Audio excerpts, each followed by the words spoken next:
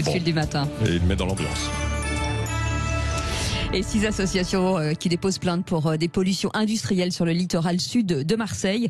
Roland D'Adena est avec nous, président de l'association Santé Littoral Sud. Oui, bonjour Roland D'Adena.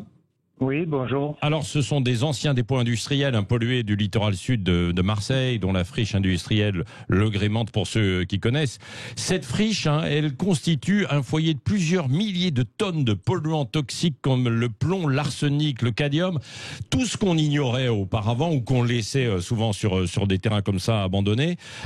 Pourquoi vous allez porter plainte contre X? Ça va servir à quoi? Bien, écoutez, l'objectif de la plainte ne vise personne en particulier. Par contre, la plainte va permettre de mettre à plat le dossier et de dégager les responsabilités, en particulier, bien sûr, les responsabilités du propriétaire, oui. Mais également, il n'est pas le seul, également la responsabilité des pouvoirs publics dans le traitement de la friche industrielle, Oui. qui doit être dépolluée, Oui. mais totalement sans danger pour les riverains. Il serait un comble que la dépollution d'une friche entraîne elle-même un risque de pollution des habitants. C'est facile à comprendre, le site est complètement exposé, complètement enclavé et exposé à des conditions climatiques extrêmement fortes pour ceux qui connaissent, c'est-à-dire le vent, l'érosion vers l'eau, vers la mer, et il est indispensable de protéger la population. Oui, ça fait quand même des années que c'est comme ça sur ce site, quoi, un peu abandonné, laissé. Alors il y a eu, je crois, des risques d'amiante qui ont été évoqués, qui n'ont pas été sécurisés il y a une quinzaine d'années déjà. Absolument. La réglementation implique que dès la fermeture d'une usine, qui devienne donc une friche industrielle, le site soit mis en sécurité. Or, il semblerait, d'avoir le sentiment que la mise en sécurité n'est pas totale depuis des années. Et c'est ce que met à plat, entre autres, la plainte, en espérant imposer au pouvoir public de prendre leurs responsabilités. Mais qui est responsable derrière? Parce que vous dites les pouvoirs publics, mais les pouvoirs publics, c'est tout le monde. Alors, oui, bien sûr. Non, mais c'est vrai, Roland D'Adena.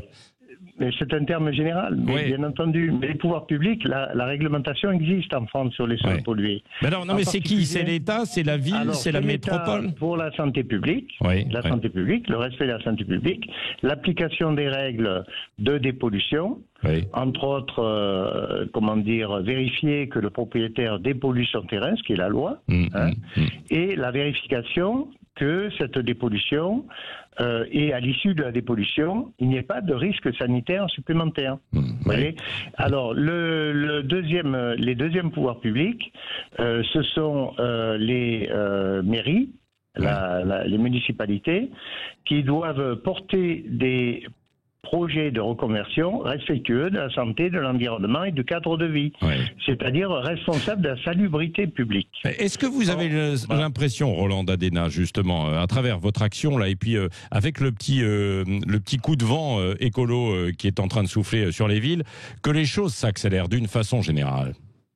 Bien, écoutez, déjà, nous avons pu expliquer à un certain nombre de candidats la situation. Je pense que la sensibilisation à l'environnement d'une manière générale, à la santé environnementale, etc., va nous aider. Nous espérons à mettre à jour ce dossier et à avancer positivement. Dites-moi, vous avez vu les candidats à la mairie là dernièrement. Alors Michel Rubirola qui a été élu. Bon, on verra ce que ça va donner en fin de semaine là, mais elle est derrière vous ou pas? Alors, nous avons rencontré, aujourd'hui, c'est peut-être un peu tôt de parler vous comprenez pourquoi tout est en cours encore.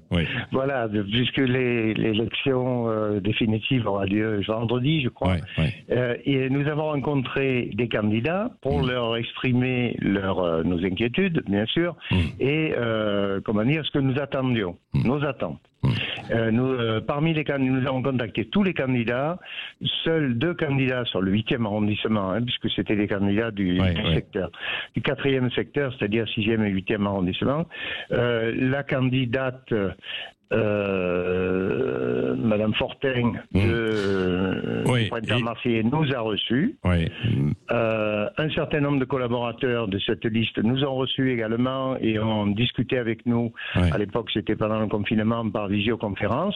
Nous avons pu expliquer la situation et nous avons eu en retour une réponse par lettre disant qu'ils se souciaient du problème. Donc ça, c'est le premier effet. Le deuxième effet, nous avons rencontré M. Berland, également candidat dans le secteur, qui nous a également adressé un courrier. Quant à la candidate Martine Vassal, elle ne nous a pas répondu, d'autant qu'elle avait fait des déclarations sur le site depuis le mois de mars, et on espérait avoir cette réponse de manière à savoir quelle était sa position. Elle, le devenir du site. Roland d'Adena, en tout cas, vous donnez rendez-vous aujourd'hui devant le palais de justice de Marseille pour juste après le dépôt de plainte de façon officielle pour manifester, et puis on verra la suite de ce dossier. Merci d'avoir été avec nous en direct ce matin sur Sud Radio, sur l'une des actions très concrètes autour de l'environnement. On en parle beaucoup ce matin sur Sud Radio. Et on parle d'un sujet ce matin, le Conseil d'État qui enterre des